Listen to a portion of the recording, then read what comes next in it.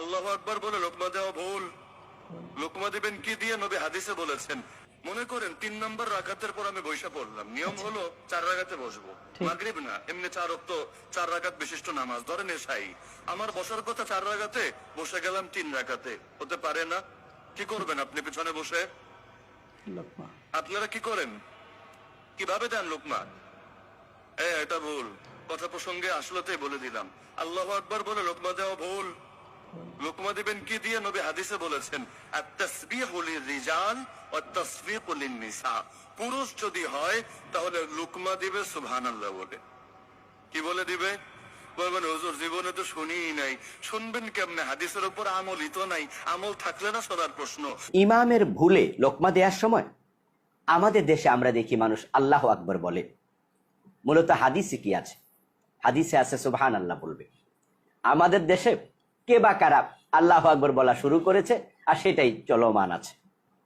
অথচ আল্লাহর হাবিব সাল্লাল্লাহু আলাইহি সাল্লাম বলেছেন, লির-রিজালিত তাসবিহ ওয়া লিন-নিসাইত তাসফিক। যখন ইমামের পিছনে নামাজ পড়বে, ইমাম যদি ভুল করে, পুরুষেরা তাসবিহ পড়বে, মানে সুবহানাল্লাহ বলবে, আর মহিলারা তারা এভাবে হাতের মাঝে আওয়াজ করবে, তাসবিহ করবে। মহিলারা আওয়াজ করে সুবহানাল্লাহ বলবে না, যদি মহিলা পিছনে মুক্তাদি হিসাবে উপস্থিত থাকে। কিন্তু আমাদের দেশে এই সুবহানাল্লাহর জায়গাটা আল্লাহু আকবার দখল করে নিয়েছে।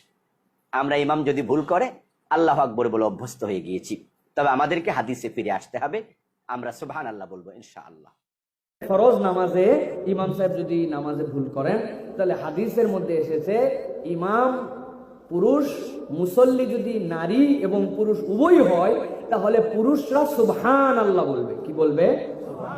সুবহানাল্লাহ। আমাদের সমাজে আমরা আল্লাহু আকবার বলি, তাই তো?